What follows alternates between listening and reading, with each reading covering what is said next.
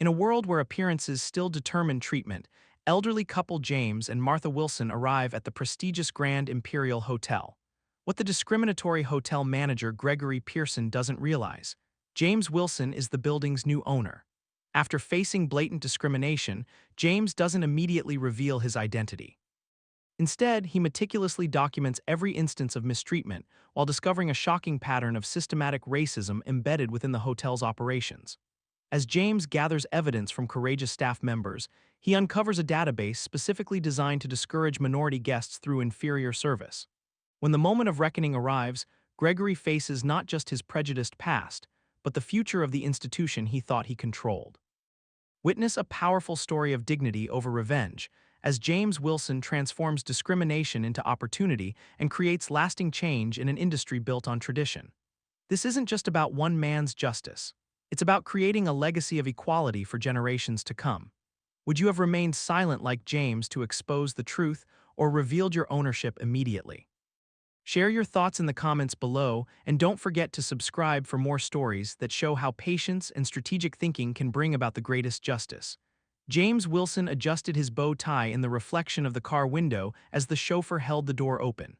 At 76, his movements were deliberate but confident. The fine charcoal suit he wore had been tailored precisely to his frame, which still maintained the athletic posture developed during his years of military service 5 decades prior. "Are you ready, Martha?" he asked, turning to his wife of 52 years. Martha Wilson smoothed the elegant navy dress that complemented her silver-streaked hair. She reached for her walking cane, a necessity since her knee replacement surgery last winter, and nodded. "As ready as I'll ever be, James. Though I still don't understand why we couldn't just tell them who you are." James offered his arm as Martha stepped from the car, the magnificent facade of the Grand Imperial Hotel rising before them. The historic building, with its ornate stonework and grand columns, had been the centerpiece of downtown for over a century. "We've discussed this, dear," James said softly. "If I want to know how this hotel really operates, I need to see how they treat ordinary guests, not how they scramble to impress the new owner." Martha patted his hand. "Always the strategist, that's how you built Wilson Holdings from nothing." "Not from nothing," James corrected. "From your father's loan of $5,000 in 1972. Which you paid back with interest within 18 months, Martha reminded him.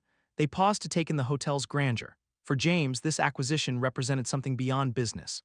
The Grand Imperial had once refused to host their daughter Lena's wedding reception 27 years ago. The manager at the time had claimed they were fully booked, yet mysteriously had availability when Lena's white colleague inquired the very next day. "Do you remember what you told Lena when that happened?" Martha asked, seeming to read his thoughts. James nodded, his expression solemn. "I told her that someday things would be different, that we'd build our own legacy." "And now you own the place," Martha said with quiet pride. Lena would have loved to see this day. The mention of their late daughter brought a moment of shared silence. Lena, their brilliant attorney daughter, had passed away 3 years ago after a brief battle with cancer, never seeing her father's promise fulfilled. "This one's for her," James said finally, straightening his shoulders. "But first, let's see if this establishment deserves the Wilson name or if it needs an overhaul from the ground up." As they approached the grand entrance, the uniformed doorman's smile faltered slightly upon seeing them, his eyes lingering a moment too long on Martha's cane before he reluctantly opened the door. James noted the subtle reaction but said nothing. Instead, he reached into his inside pocket where he kept a small notebook, a habit from his days as a construction foreman before he built his real estate empire. Documenting everything had become second nature, and it had saved him countless times in business negotiations and legal matters.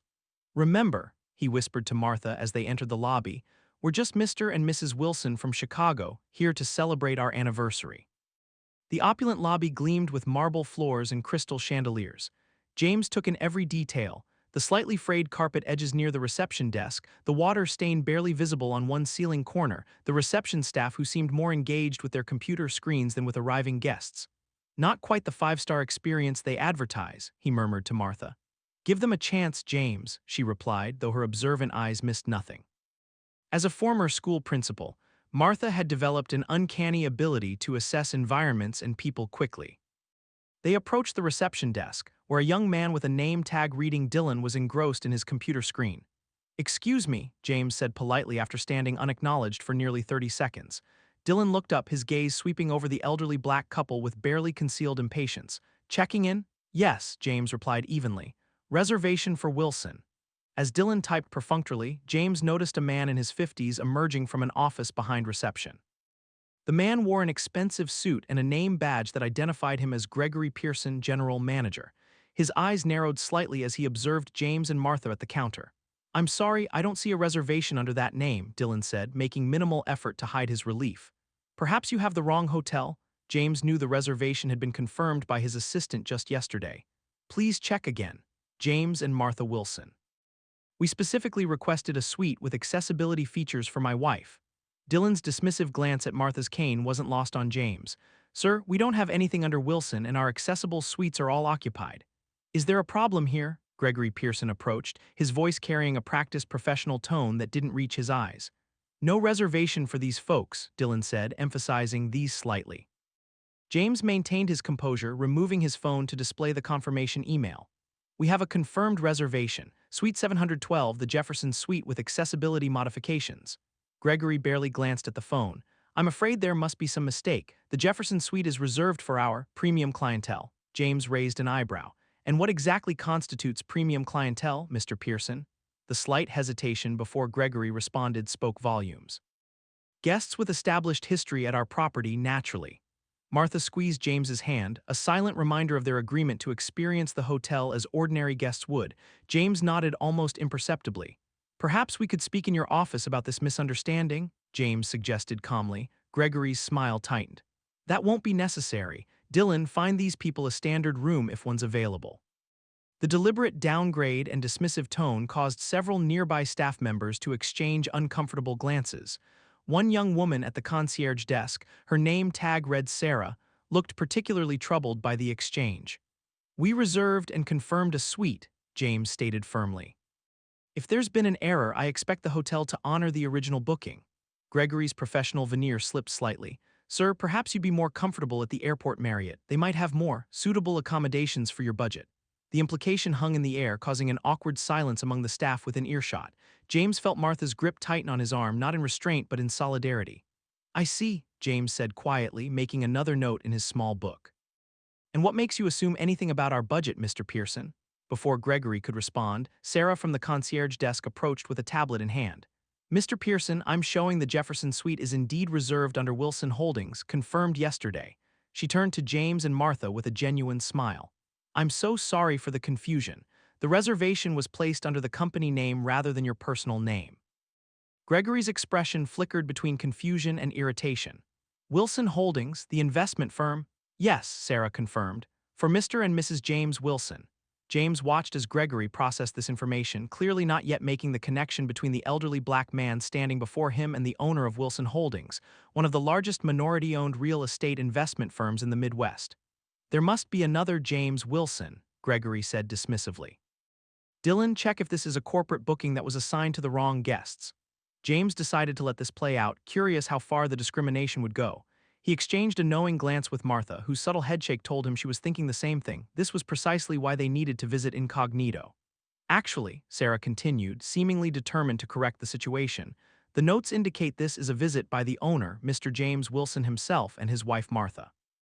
Gregory's laugh was immediate and dismissive.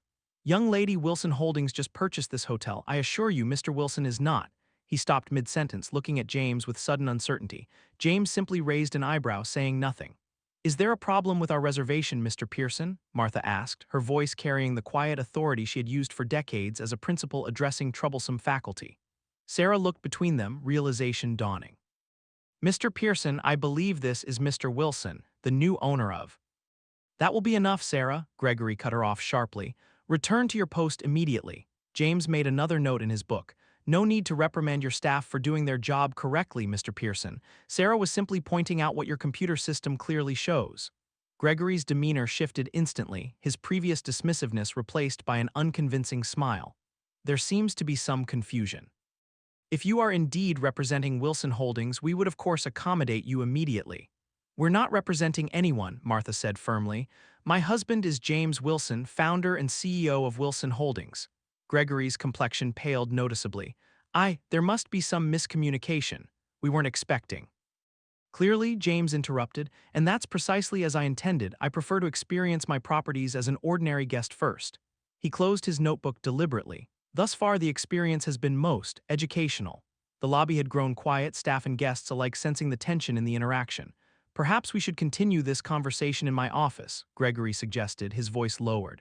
I believe we'll check in first, James replied evenly. The Jefferson suite, as confirmed, and Sarah, he turned to the young woman who had tried to help them. Thank you for your professionalism. I'd like to speak with you later about your experiences working here. Gregory looked as though he might object but thought better of it. Of course, Mr. Wilson, Dylan will process your check-in immediately. As Dylan hurriedly prepared their key cards, James leaned closer to Martha. What do you think, dear? Phase 1 complete. Martha's eyes twinkled with the wisdom of decades spent fighting quieter battles. Indeed, and if the first 15 minutes are any indication, this hotel needs the Wilson touch even more than we thought. Then it's fortunate we have 2 full weeks to observe, James replied, accepting the key cards from a now solicitous Dylan. Every interaction, every policy, every detail. As they moved toward the elevators, escorted by a hastily summoned bellhop, James noticed Gregory retreating to his office, already on his phone. The manager's body language spoke of panic. The kind that came from realizing one's true character had been revealed at precisely the wrong moment. Do you think he'll try to cover his tracks? Martha asked quietly as they entered the elevator. James smiled, patting the notebook in his pocket. He can try, but as my father always said, the truth will out. The elevator doors closed on chapter 1 of what was already becoming a more complicated stay than even James Wilson had anticipated. The Jefferson suite occupied the entire northeast corner of the 7th floor, offering panoramic views of both the city skyline and the riverfront. As the bellhop Tommy opened the double doors, the spaciousness of the accommodations was immediately apparent. Here we are, Mr. and Mrs. Wilson, Tommy said, his demeanor genuinely warm compared to the front desk staff. The Jefferson suite, best rooms in the house. James surveyed the space with a critical eye. The suite featured a large living area with antique furnishings, a separate dining alcove, and floor-to-ceiling windows. A master bedroom was visible through partially open double doors, and a second bedroom lay beyond another doorway. Where are the accessibility modifications? Martha asked, noting the step down into the sunken living area, a potential hazard with her limited mobility. Tommy's smile faltered. I'm not sure, ma'am. The reservation was supposed to include those. James made another note in his book. Please have someone from maintenance come up to install temporary ramps immediately. And I'd like to speak with whoever is responsible for ensuring ADA compliance in this hotel. Yes, sir, right away, Tommy replied, clearly uncomfortable. Would you like a tour of the suite's features? That won't be necessary, James said, handing the young man a generous tip. But I'd appreciate your discretion about our conversation. I'm interested in seeing how this hotel operates when management isn't on high alert. Tommy nodded with understanding. I've worked here 5 years, Mr. Wilson. Some things definitely need changing. After Tommy departed, Martha carefully navigated around the sunken living area to reach the windows. The view is spectacular, she conceded, but this suite is hardly accessible as promised. Another item for my list, James agreed, opening his notebook again. Let's freshen up and then have dinner in the hotel restaurant. I want to experience the full guest perspective. 90 minutes later, James and Martha made their way to the Buckingham Room, the hotel's upscale restaurant on the mezzanine level. As they approached the hostess stand, James noticed Gregory Pearson speaking with the maitre d', whose expression grew uncomfortably rigid upon seeing the Wilsons. Good evening, the maitre d' greeted them with forced politeness. Do you have a reservation? We do not, James replied pleasantly, but as hotel guests we were informed that priority seating is available. The maitre d' glanced nervously toward Gregory, who gave an almost imperceptible nod before disappearing through a side door. I'll see what we can do, the maitre d' said, studying his reservation book with exaggerated attention. It might be quite a wait, we're very busy tonight. James and Martha surveyed the dining room where at least 8 tables sat conspicuously empty. Those tables appear available, Martha observed. Those are reserved, came the swift reply. I see, James said, making another notation in his book. And how long might the wait be? At least 90 minutes, the maitre d' stated, not bothering to hide his dismissive tone. James maintained his composure. Is the hotel bar able to serve the full menu? Limited menu only in the bar, the maitre d' replied, seeming relieved at the prospect of the Wilsons leaving. Mr. and Mrs. Wilson, a familiar voice approached from behind. It was Sarah from the concierge desk. I've been looking for you. Your dinner reservation was mistakenly placed under your company name. Let me show you to your table. Before the maitre d' could object, Sarah led them directly to a prime table by the windows. James noticed the maitre d' speaking urgently into a house phone as they were seated. Thank you, Sarah, Martha said warmly. You seem to be our guardian angel today. Sarah lowered her voice. Mr. Pearson instructed the staff to make things difficult for you. He doesn't know I overheard. He thinks if your experience is unpleasant, you might sell the hotel to the chain that was bidding against you. James nodded thoughtfully. Interesting, do you know which chain? Platinum Hotels International. Mr. Pearson has connections there. His brother-in-law is a regional director. I appreciate this information, Sarah, James said. Would you be willing to speak more formally about your experiences here? Absolutely, Sarah replied. Many of us were hoping new ownership would bring changes. After Sarah departed, a waiter approached their table with obvious reluctance. Good evening, he said without making eye contact. Today's specials. His recitation was deliberately rushed and mumbled. When he finished, he immediately turned to leave. Excuse me, James called. We haven't ordered yet. The waiter returned with an impatient sigh. What will you have? Martha ordered the salmon, while James requested the filet mignon, medium rare. The waiter departed without writing anything down. He's going to get our order wrong deliberately, Martha predicted quietly. Almost certainly, James agreed. The question is whether this treatment is specifically directed at us or if it's a pattern with certain guests. Their meals arrived after an excessive wait. Martha's salmon was severely overcooked while James's steak was nearly raw. When they attempted to flag down their waiter to address the issues, staff seemingly went out of their way to avoid their table. Finally, an older waitress named Doris approached them. I'm so sorry about this, she whispered. Certain guests are seated. The kitchen is sometimes told to deprioritize their orders. It's not right. How do they determine which guests to deprioritize? James asked, though he already knew the answer. Doris glanced around nervously. I've worked here 30 years. It's always been this way with certain managers. Your meals are on me tonight. I'll have them redone properly. When properly prepared food finally arrived, James and Martha ate in thoughtful silence, observing the operation of the restaurant. At nearby tables, other diners, all white, received attentive, cheerful service. As they finished their meal, Gregory Pearson reappeared in the restaurant, making rounds to various tables with practiced charm. He systematically avoided approaching the Wilsons until it became conspicuously obvious. Enjoying your evening, Mr. and Mrs. Wilson? He finally asked, his smile not reaching his eyes. The food was excellent when properly prepared, James replied evenly. Though the service was rather selective in its attentiveness. Gregory's smile tightened. I apologize if there were any shortcomings. Perhaps the Jefferson suite isn't to your liking either. We could arrange alternative accommodations at our sister property across town. The suggestion was clear. He was still trying to remove them from the hotel. The suite will be adequate once the promised accessibility modifications are completed, Martha said firmly, which I note still hasn't happened despite your staff being notified hours ago. A regrettable oversight, Gregory replied smoothly. I'll personally ensure it's addressed immediately. Tell me, Mr. Pearson, James said, closing his notebook, how long have you managed this property? 8 years, Gregory replied with evident pride. I've maintained the Grand Imperial's historic standards throughout. Historic standards, James repeated thoughtfully. An interesting choice of words. Tell me, are you familiar with the story of my daughter's wedding reception being refused by this establishment 27 years ago? Gregory's confident demeanor faltered. I wasn't managing the property then. No, but the historic standards you mentioned were certainly in place, James said quietly. Some traditions don't deserve preservation, Mr. Pearson. Martha placed her hand gently on James's arm.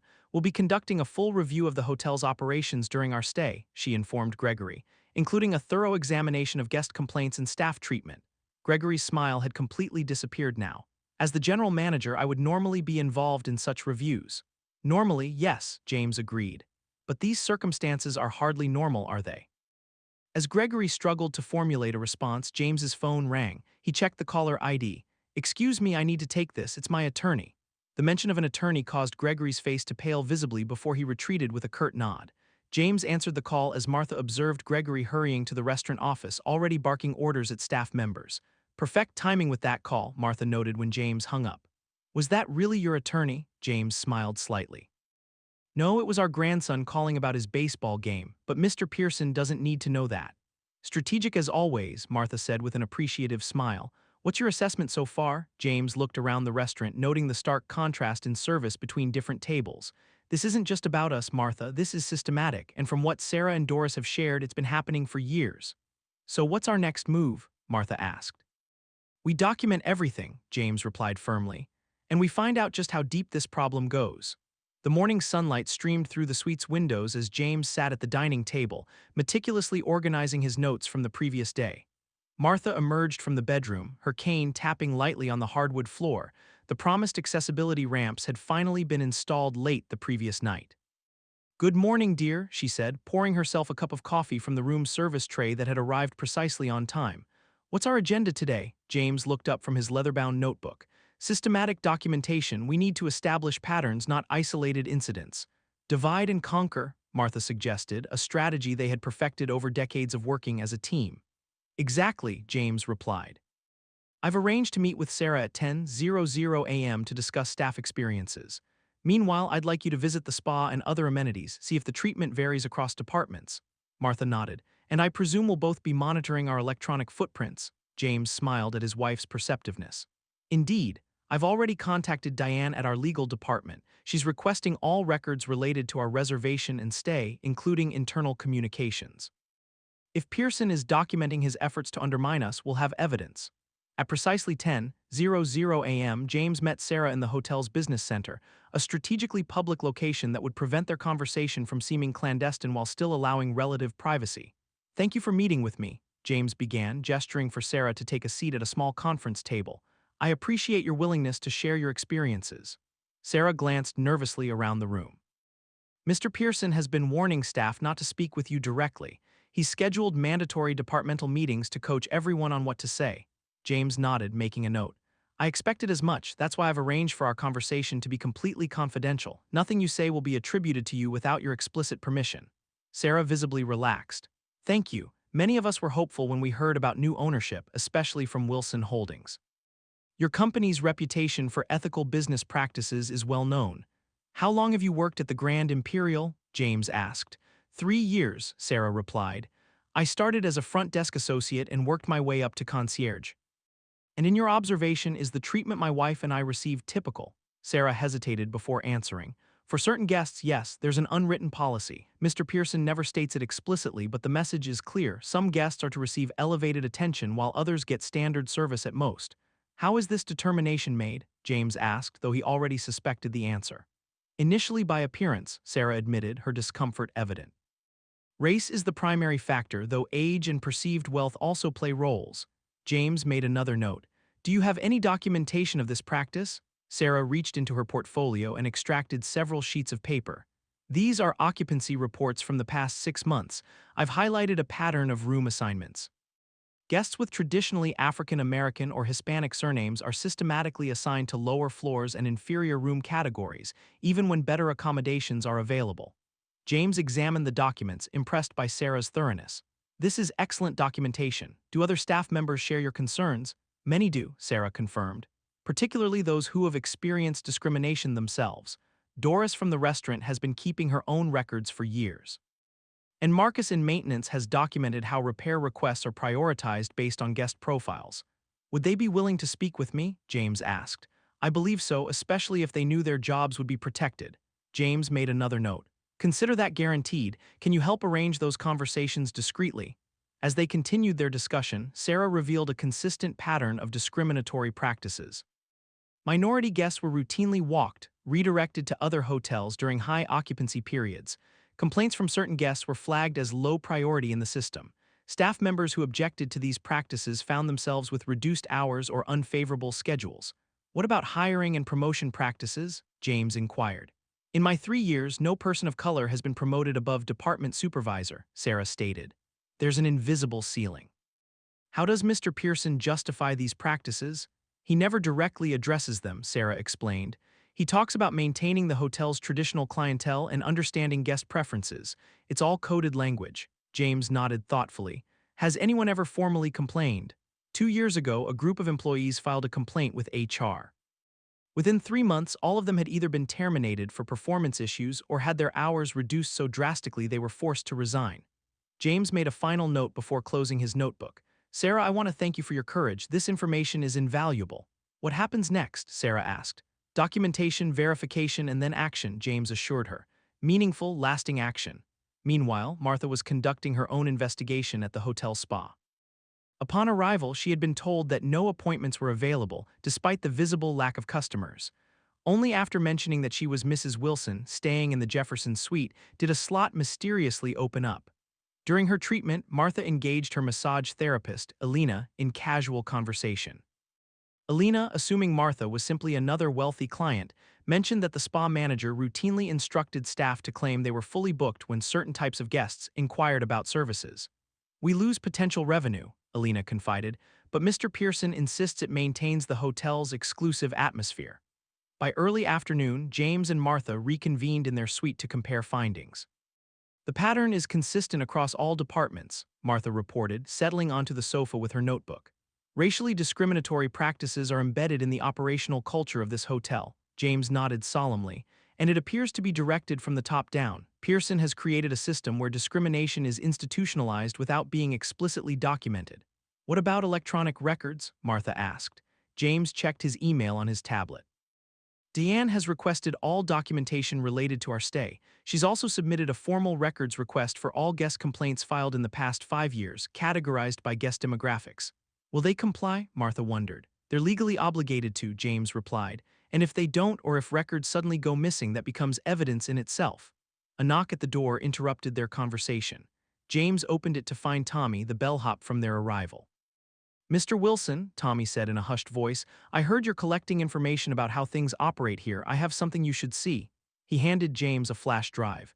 It's a copy of the internal email thread after the employee complaint 2 years ago. Mr. Pearson doesn't know I saved it. I was on the HR distribution by mistake.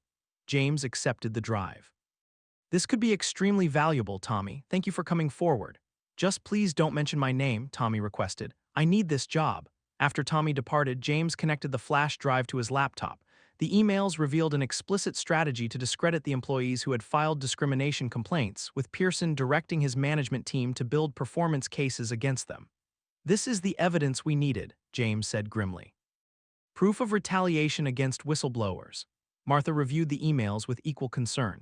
The question now becomes, how widespread is this? Is it isolated to this hotel or does it exist elsewhere in the hospitality industry? James considered this. We need broader context. I'll have our team investigate practices at comparable properties in the region. As evening approached, James received a text message from Sarah, meeting initiated by Pearson with all department heads. Topic: Managing the Wilson situation. We'll update afterward. James showed the message to Martha. It seems our presence is causing quite the stir. Good, Martha replied firmly. Sunlight is the best disinfectant, James nodded in agreement. Tomorrow we expand our investigation. I want to speak with former employees and review guest complaint records. We need to establish the full scope and duration of these practices. As they prepared for dinner, this time at a restaurant outside the hotel, James paused by the window looking out at the city skyline. You know, he said thoughtfully, when I purchased this hotel I was thinking about profit margins and portfolio diversification. And now? Martha asked, joining him by the window. James's expression was resolute. Now I'm thinking about legacy and justice, about making real lasting change. Martha took his hand. Just as you promised Lena all those years ago. Just as I promised, James agreed, and this time I have the power to ensure it happens. The morning began with an unexpected commotion in the hotel corridor. James was reviewing documents when Martha, returning from her morning walk through the hotel gardens, entered the suite with an intrigued expression. There's quite a stir downstairs, she reported. A woman arrived claiming to be conducting a surprise quality inspection. Gregory looks absolutely frantic. James checked his watch. Curious. I didn't request an inspection. That's what makes it interesting, Martha replied. The woman introduced herself as Alexandra Pearson Hayes. James set down his papers. Pearson, any relation to our esteemed manager? His sister apparently, Martha confirmed.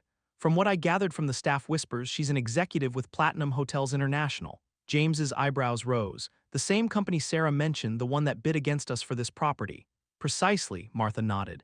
And it seems Gregory had no idea she was coming. James thoughtfully tapped his notebook.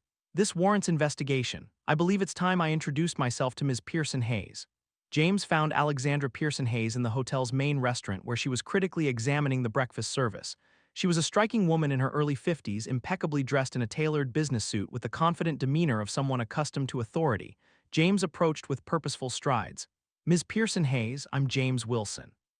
Her expression shifted from professional assessment to momentary surprise. Mr. Wilson, the James Wilson? Indeed, he confirmed, extending his hand. I understand you're conducting an inspection of my hotel.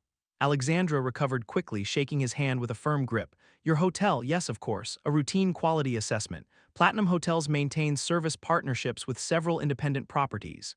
Interesting, James replied evenly. Especially considering no such partnership exists with the Grand Imperial. Perhaps we could discuss this matter privately. Minutes later, they were seated in a quiet corner of the lobby lounge. Gregory Pearson hovered anxiously nearby until James politely but firmly suggested he attend to other matters. "I'll be direct, Ms. Pearson Hayes," James began once they were alone. "Your company bid against mine for this property 3 months ago. Now you're conducting an unauthorized inspection. I'm curious about the connection." Alexandra hesitated, then sighed. "My brother isn't aware I'm here in an official capacity. He believes I'm visiting family. Yet you introduced yourself as conducting a quality inspection," James noted. "A necessary pretext," she admitted. "The truth is more complicated." "I have time for complications," James assured her. Alexandra considered her words carefully. Platinum Hotels has been tracking certain patterns in the hospitality industry. Properties that consistently underperform with specific demographic groups, properties that might be vulnerable to acquisition. James leaned forward. "You target hotels with discriminatory practices. We identify establishments with significant gaps between their potential and actual performance," Alexandra corrected diplomatically. "These gaps often correlate with exclusionary service patterns, and then Platinum acquires them at reduced valuations," James concluded. "Clever business strategy." "It's more than that," Alexandra insisted. "Once acquired, we implement comprehensive inclusivity training and anti-discrimination policies. We've transformed 12 properties in the past 5 years." James studied her thoughtfully. "Noble intentions within a profit-driven framework." "Business and ethics aren't mutually exclusive, Mr. Wilson," she replied, "something I believe you understand better than most." "And your brother's role in all this?" Alexandra's expression tightened. "Gregory doesn't share our company's inclusive vision. He's old-school hospitality, exclusive, traditional." "Traditional," James repeated, the euphemism hanging heavily between them. "He was disappointed when you acquired the Grand Imperial," Alexandra continued. "He had assured Platinum that the property would eventually become available at a favorable valuation." James connected the dots. "By systematically alienating certain demographic groups, reducing reviews and occupancy rates, and ultimately driving down the property's market value." Alexandra nodded reluctantly. "Gregory doesn't know that our interest was partially driven by our commitment to transforming problematic properties. He simply saw a business opportunity." "And now?" James asked. "Now I'm here to assess whether my brother's practices might create legal liability for our family," Alexandra admitted. "Our mother's health is declining, and family assets could be at risk if discriminatory practices led to litigation." James considered this information carefully. "I appreciate your candor, Ms. Pearson Hayes. It provides valuable context." "May I ask your intentions, Mr. Wilson?" Alexandra inquired. "Will you be replacing the management team?" "I'm still gathering information," James replied neutrally, "but I believe in addressing root causes, not just symptoms." Alexandra nodded understanding. "For what it's worth, many staff members here deserve better leadership. My brother has overlooked numerous talented employees, particularly people of color, who could excel with proper support." "That aligns with my observations," James agreed. "Would you be willing to share your company's inclusivity training materials? They might prove useful." "Of course," Alexandra said, appearing genuinely pleased by the request. "I'll have them sent over today." As their conversation concluded, James noticed Gregory watching them anxiously from across the lobby. "Your brother seems concerned about our discussion." Alexandra smiled wryly. "He should be. Gregory has always underestimated those he considers different. It's his fundamental flaw." After Alexandra departed, James returned to the suite where Martha was coordinating with their legal team via video conference. "How was your meeting with Alexandra Pearson Hayes?" Martha asked once the call ended. "Illuminating," James replied, sharing the details of their conversation. "It seems we've uncovered a significant connection. Gregory has been deliberately undermining the hotel's performance with specific demographics to drive down its valuation for his sister's company." Martha shook her head in disappointment. "Using discrimination as a business tactic, despicable. But also potentially our leverage," James noted. According to Alexandra, Gregory isn't aware of Platinum's ethical transformation agenda. He believes they simply acquire undervalued properties. "So he's been sabotaging his own workplace for a misunderstood purpose," Martha summarized. "That's almost tragic." A knock at the door interrupted their discussion. James opened it to find Sarah looking troubled. "Mr. Wilson, I have concerning information," she said once invited inside. "After yesterday's management meeting, Mr. Pearson instructed it to review all security footage of your movements in the hotel. He's also asked department heads to document any staff interactions with you." "Surveillance and intimidation," James noted calmly. "Predictable if disappointing." "There's more," Sarah continued. "He's arranged for several long-term guests, all wealthy white patrons, to file complaints about declining standards since your arrival. He's building a case that your presence is disturbing the hotel's traditional clientele." James exchanged a knowing glance with Martha. "Thank you, Sarah. This information is extremely valuable." After Sarah departed, Martha turned to James. "He's getting desperate." Indeed, James agreed, which makes this the perfect time to expand our investigation. James made several calls, setting in motion the next phase of their plan. By evening, their legal team had filed formal requests for all guest complaint records and employee grievances from the past 5 years. Simultaneously, James arranged interviews with former employees who had left under suspicious circumstances. As they prepared for dinner, James received a message from Diane. Records request met with resistance. Hotel counsel claims many records were routinely purged during system upgrade. Convenient timing, Martha remarked when James shared the message. And highly suspicious, James added. Fortunately, we anticipated this possibility. His phone chimed with another message, this one from Marcus in maintenance, whom Sarah had connected them with. Found old server in basement storage. Previous IT manager never wiped it. All guest records from past 8 years still intact. James smiled. It seems Mr. Pearson's efforts to conceal evidence have been undermined by simple oversight. What's our next move? Martha asked. Tomorrow, we begin assembling the complete picture, James replied. And then we prepare for the confrontation that Gregory Pearson clearly doesn't see coming. As they left for dinner at a renowned restaurant across town, James noticed Gregory watching them from his office, phone pressed to his ear.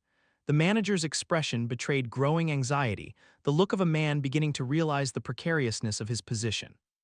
James nodded politely in Gregory's direction, a simple gesture that caused the manager to abruptly turn away.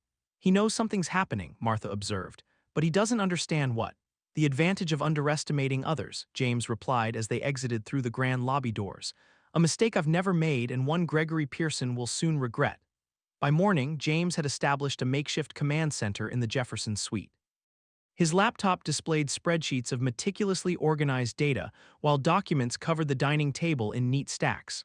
Martha methodically reviewed guest complaint records retrieved from the old server, cross-referencing dates and resolution patterns.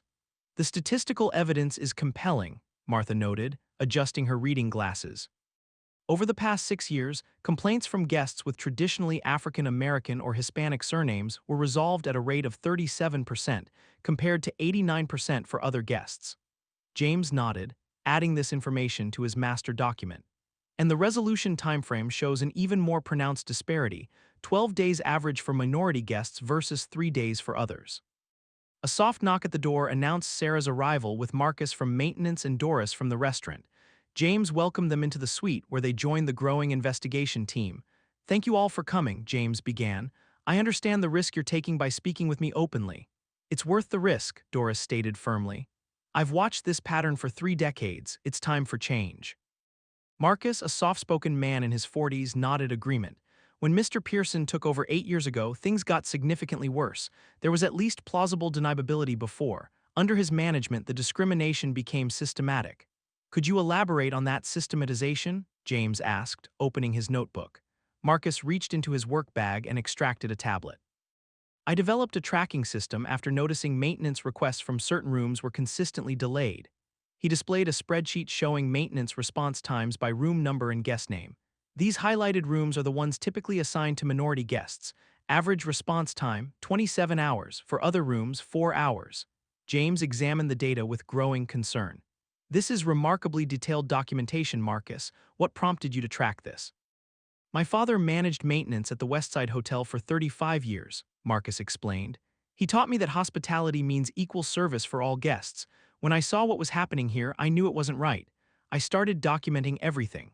Doris presented her own evidence next, a small notebook with years of entries detailing service disparities in the restaurant and room service departments. Wait times, order accuracy, quality checks, all systematically different based on guest profiles, she explained. And how were these profiles determined? James asked. Initially by visual assessment, Sarah explained. But in the past 3 years, Mr. Pearson implemented what he called guest categorization in the reservation system. Categories, Martha inquired. Coded classifications, Sarah clarified. Category A guests received priority service across all departments. Category C guests were systematically given inferior treatment. The categorization criteria were never explicitly stated, but the correlation with race and perceived social status is statistically undeniable. James made additional notes. Do you have access to the category assignments? Sarah hesitated. Not directly, but I retrieved these reports showing room assignment patterns by category. She handed James several documents.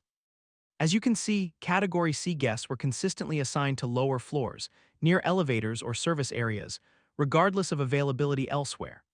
As they continued reviewing evidence, a pattern emerged of deliberate, systematic discrimination institutionalized through seemingly neutral policies and practices.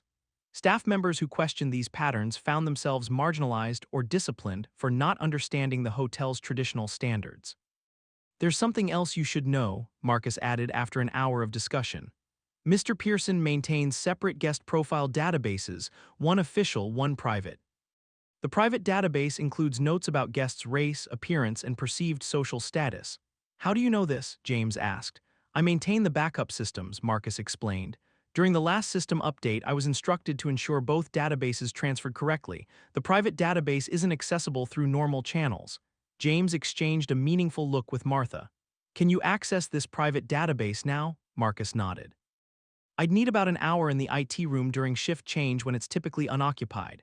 "Do it," James instructed, "but take all necessary precautions. Your safety and job security are priorities." After Marcus departed, James turned to Doris. "You mentioned witnessing this pattern for 3 decades. Has anyone ever challenged it formally?" "Several times," Doris confirmed. "Most recently, our previous restaurant manager, Jerome Watkins. He documented similar patterns and presented evidence to corporate 3 years ago." "What happened to him?" Martha asked. "Terminated for performance issues within 2 months," Doris replied. "He filed a wrongful termination suit, but it was settled confidentially." James made another note. "Can you connect me with Mr. Watkins?" "Already done," Sarah interjected. "He's agreed to meet with you this afternoon at 3:00 p.m. along with 5 other former employees who experienced similar retaliation."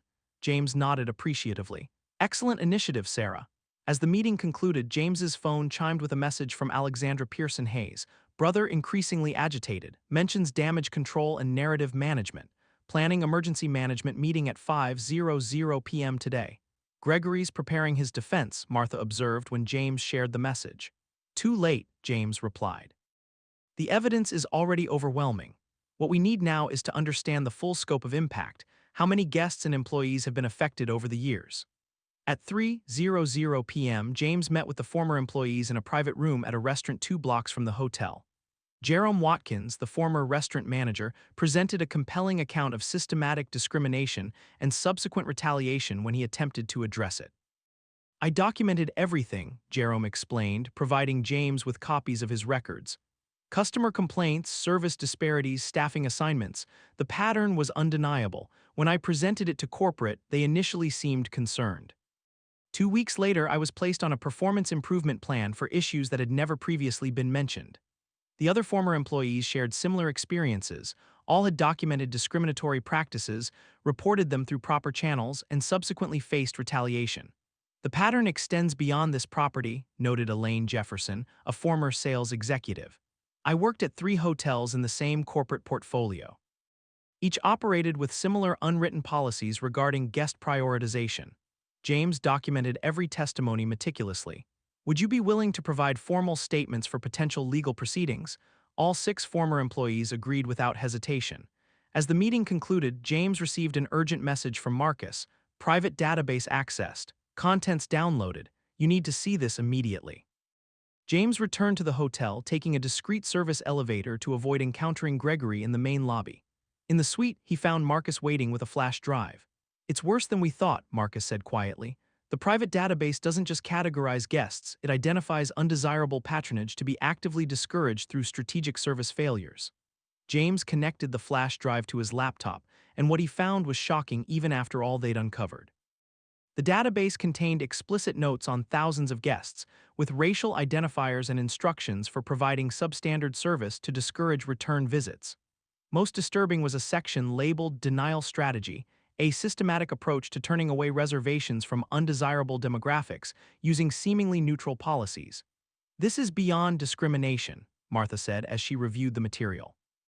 "This is a deliberate, documented strategy to create an exclusively white clientele while maintaining plausible deniability." James nodded grimly. "And it appears to extend throughout the corporate structure. These reports were distributed to regional management quarterly." As they continued analyzing the evidence, Sarah arrived with urgent news. "Mr. Pearson is gathering evidence against you," she reported breathlessly. "He's instructing staff to document any inappropriate inquiries and preparing a formal complaint to the corporate board claiming you're creating a hostile work environment." James remained calm. As expected, he's attempting to control the narrative. There's more, Sarah continued. He's specifically targeting employees who have been seen speaking with you. 3 staff members have already been reassigned to overnight shifts or undesirable positions. Retaliation in real time, Martha noted with disapproval. James made a decision. It's time to accelerate our timeline. Sarah, please arrange for Tommy, Doris, and any other staff with evidence to meet us here tomorrow morning at 9:00 a.m. Marcus, secure that server and any additional documentation. Martha, contact Diane and have her prepare for immediate legal action if necessary. As Sarah and Marcus departed, James turned to Martha. The situation has escalated beyond fact-finding. Gregory is actively harming employees who have cooperated with us. Martha nodded in agreement. Time for the next phase then, James closed his notebook with finality. Indeed, tomorrow we move from investigation to accountability. The Jefferson suite had been transformed overnight into a comprehensive war room. Documents lined the walls in carefully organized sections: guest complaints, employee testimonials, service disparities, and statistical analyses. James, dressed impeccably in a tailored navy suit, methodically reviewed his presentation materials while Martha coordinated with their legal team via video conference. The board members will connect remotely at 10:00 a.m. sharp, Martha reported, ending her call. All 7 directors have confirmed attendance, along with legal counsel and the corporate compliance officer. James nodded, adjusting his tie. And Gregory. He's been summoned to the executive conference room for 9:45 a.m. He believes it's to discuss his complaints about our disruptive investigation. Sarah arrived promptly at 9:00 a.m., followed by Doris, Marcus, Tommy, and 6 other staff members who had agreed to testify. Each carried additional documentation supporting their accounts of systematic discrimination at the Grand Imperial. Thank you all for your courage, James addressed the assembled group. Today, we present irrefutable evidence of long-standing discriminatory practices and hold those responsible accountable. Your testimony will be essential to this process. At 9:30 a.m., the group made their way to the executive conference room on the mezzanine level. James had arranged for the space to be secured and prepared with multiple display screens and recording equipment. Alexandra Pearson Hayes was already waiting, having agreed to provide context regarding her brother's communications with Platinum Hotels. Gregory arrived early, Alexandra informed them. He's currently in his office preparing what he calls defensive documentation. He believes this meeting is his opportunity to justify his management practices. A misconception that works to our advantage, James replied calmly. At 9:45 a.m. precisely, Gregory Pearson entered the conference room, carrying a portfolio of documents. His confident stride faltered momentarily upon seeing the assembled staff members and the evidence-covered walls. "What is this?" he demanded, eyes narrowing at James. "I was told this meeting was with the board regarding your disruptive behavior. The board will indeed be joining us," James confirmed, gesturing to the video conferencing setup, "though the agenda may differ from your expectations." Gregory's gaze fell on his sister. "Alexandra, what are you doing here?" "Providing context, Gregory," she replied evenly. "Professional and personal." Before Gregory could respond, the video screens activated, displaying the 7 members of the hotel's corporate board of directors, along with legal representatives and the compliance officer. "Good morning," James addressed the virtual attendees. "Thank you for joining this emergency session regarding operational practices at the Grand Imperial Hotel." The board chair, an older gentleman named Harold Thornton, responded formally. "Mr. Wilson, as the property's new owner, you've raised serious concerns that warrant immediate attention. Please proceed with your findings." James activated a presentation displaying statistical analyses of guest experiences categorized by demographic characteristics. "What you're seeing is a systematic pattern of service disparities that corresponds directly with guest race, ethnicity, and perceived social status." Gregory interrupted immediately. "These allegations are baseless and potentially libelous. I've managed this property profitably for 8 years using industry-standard guest prioritization metrics." "Let's examine those metrics," James countered smoothly, displaying the contents of the private database Marcus had discovered. This segregated database, maintained outside normal operational systems, explicitly categorizes guests by race and instructs staff to provide inferior service to discourage return visits from certain demographics. The board members' expressions shifted from professional neutrality to visible concern. "I've never seen this database," Gregory claimed, though his reddening face suggested otherwise.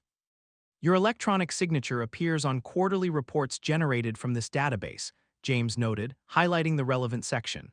These reports were distributed to regional management with explicit strategies for maintaining the hotel's traditional clientele profile. As Gregory sputtered denials, James methodically presented the accumulated evidence. Statistical analyses demonstrating disparate treatment in room assignments, maintenance response times, and complaint resolutions. Email communications outlining guest discouragement strategies. Documentation of retaliatory actions against employees who question these practices. Testimony from current and former staff members describing explicit instructions to provide inferior service to minority guests. Throughout the presentation, Gregory attempted to interrupt with increasingly desperate objections, each effectively countered with documentary evidence. This represents not just isolated incidents, James emphasized, but a systematic pattern of discrimination institutionalized through coded policies and practices. The board chair's expression had grown increasingly grave. "Mr. Pearson, these allegations are extensively documented. What is your response?" Gregory straightened his tie, attempting to regain composure. The Grand Imperial has always maintained traditional standards of service excellence. Any statistical disparities reflect guest preferences and spending patterns, not discriminatory intent. "Let's address that directly," James replied, displaying a new slide. "This analysis controls for room rates, total expenditures, and frequency of visits. The service disparities persist across all spending levels. A black guest paying premium rates still received demonstrably inferior service compared to white guests in equivalent accommodations." Gregory turned to the legal counsel on the video screen. "This is a witch hunt based on selective evidence. Mr. Wilson has created a hostile environment, interrogating staff and disrupting operations to advance a personal agenda." "I believe your staff should address that characterization," James suggested, turning to the employees present. One by one, current and former staff members presented their experiences. Doris described witnessing decades of systematically different service standards based on guest race. Marcus detailed maintenance request prioritization that disadvantaged minority guests. Tommy recounted explicit instructions to provide different welcome experiences based on guest profiles. Jerome explained how his documentation of these patterns led directly to his termination. Alexandra then provided the final contextual piece. "My brother repeatedly communicated with Platinum Hotel's executives, suggesting the property would decrease in value due to changing neighborhood demographics. He explicitly proposed that systematic service reductions for certain guest categories would lead to declining reviews and occupancy rates, creating an acquisition opportunity." Gregory's face drained of color. "You've been spying on me, my own sister." "I've been fulfilling my fiduciary responsibility," Alexandra corrected. "Platinum Hotels has transformed discriminatory properties into inclusive, profitable establishments. You misunderstood our acquisition strategy as endorsing your prejudiced approach." The board chair cleared his throat. "Mr. Pearson, the evidence presented is substantial and troubling. Do you have documentation that would contradict these findings?" Gregory opened his portfolio frantically, extracting documents that purported to show legitimate business justifications for the service patterns. However, when examined closely, these materials merely confirmed the discriminatory system through euphemistic language about guest compatibility and traditional service prioritization. As Gregory's defense crumbled, James presented the final element of his case: testimonials from guests who had experienced discrimination at the Grand Imperial, including several prominent business leaders and public figures. "The impact extends beyond individual experiences," James concluded. "This represents significant legal exposure, reputational damage, and violation of multiple anti-discrimination statutes. Most importantly, it betrays the fundamental principle of hospitality, serving all guests with equal dignity and respect." The board chair conferred briefly with the other directors before addressing Gregory directly. "Mr. Pearson, in light of this evidence, you are immediately suspended pending formal termination proceedings. Hotel security will escort you from the premises after this meeting concludes." Gregory's professional demeanor finally collapsed. "This hotel has maintained its prestige for over a century by understanding who belongs here. Wilson doesn't comprehend the tradition he's destroying." "That tradition ends today," James stated firmly. The board chair turned to James. "Mr. Wilson, as the property owner, what actions do you recommend beyond personnel changes?" James outlined a comprehensive transformation plan. 1. Immediate external audit of all service policies and practices. 2. Establishment of an anti-discrimination compliance office with quarterly reporting. 3. Comprehensive staff training on inclusive hospitality standards. 4. Promotion pathway creation for overlooked minority employees. 5. Outreach program to reconnect with the diverse community surrounding the hotel. Additionally, James added, I recommend formal apologies and appropriate compensation to guests who experience discriminatory treatment. The board unanimously approved these recommendations. As the meeting concluded, Gregory was escorted from the room by security, still protesting that he had merely maintained traditional standards. After the board members disconnected, James turned to the assembled staff. This is just the beginning of transformation. Your courage made this moment possible, and your insights will be essential to creating genuine, lasting change. Sarah spoke for the group. Mr. Wilson, we're grateful for your willingness to address these issues directly. Many of us had almost lost hope. James smiled thoughtfully. Hope is essential, but accountability and systematic change are what create justice. Starting tomorrow, we begin rebuilding this hotel's operations and culture from the foundation up. As the staff departed, Martha joined James at the conference table, reviewing the morning's events. Well executed, she noted with quiet pride. Gregory never saw the full scope until it was too late. The advantage of underestimation, James replied. Now comes the harder part, creating lasting institutional change rather than simply removing one problematic manager.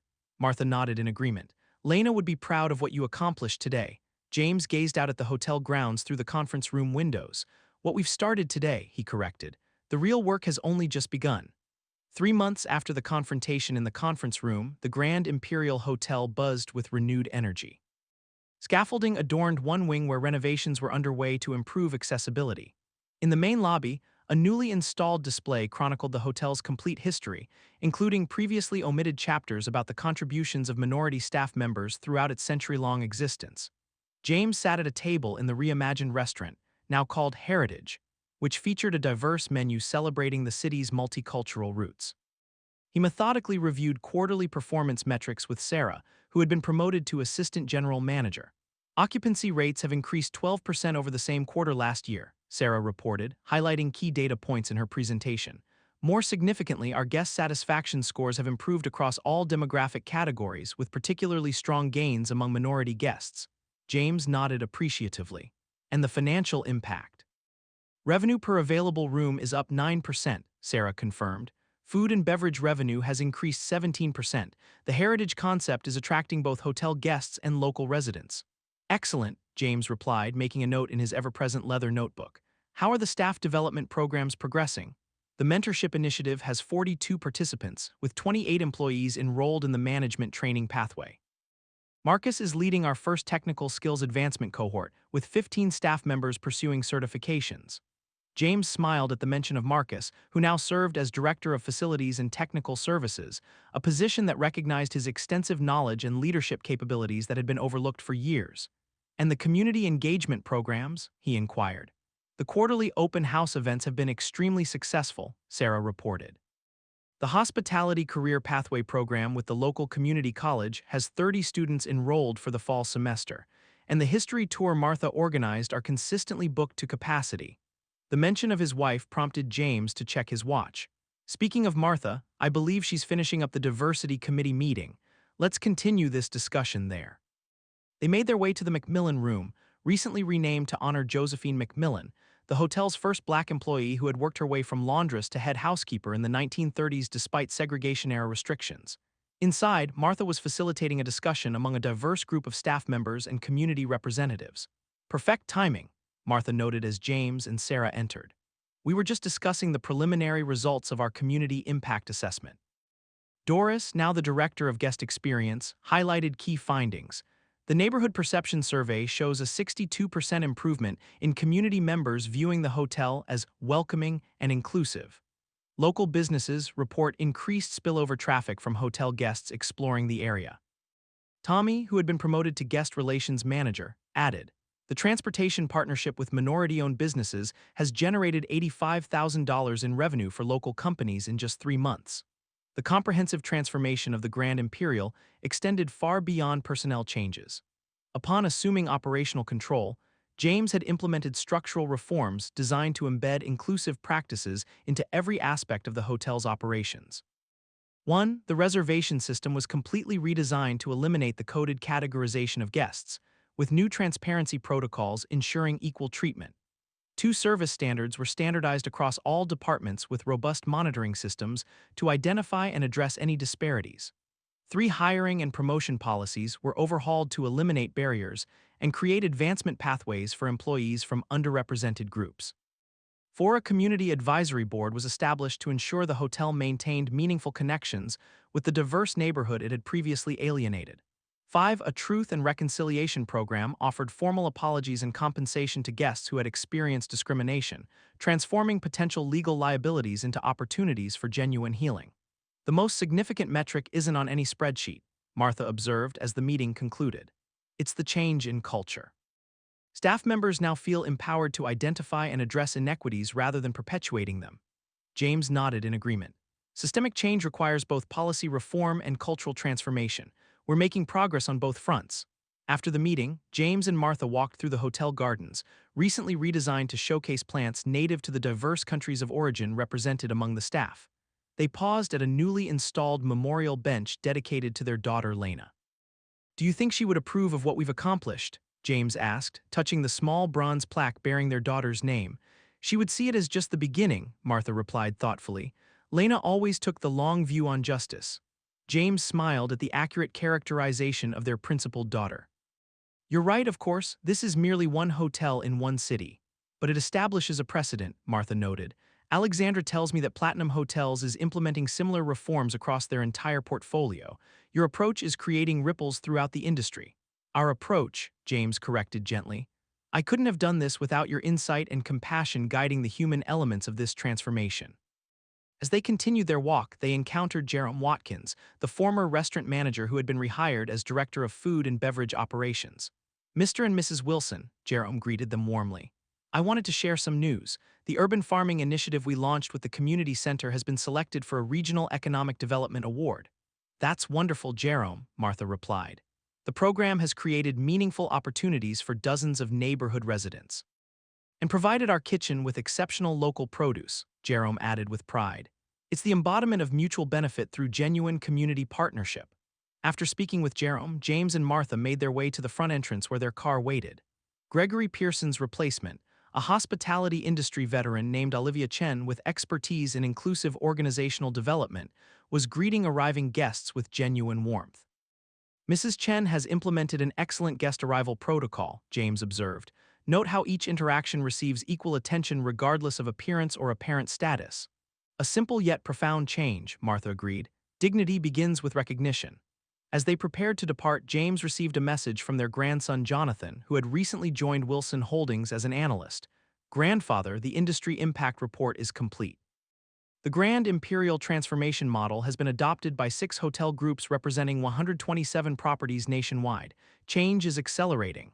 James showed the message to Martha, who squeezed his hand in quiet satisfaction. "Not just a precedent," she observed. "A movement. With much work still to be done," James noted pragmatically. "But we've demonstrated that ethical business practices and profitability aren't mutually exclusive. In fact, they're mutually reinforcing." Their driver held the door as they entered the car. Before departing, James looked back at the Grand Imperial, its historic facade now symbolizing not just architectural heritage but an evolving legacy of inclusion and equity.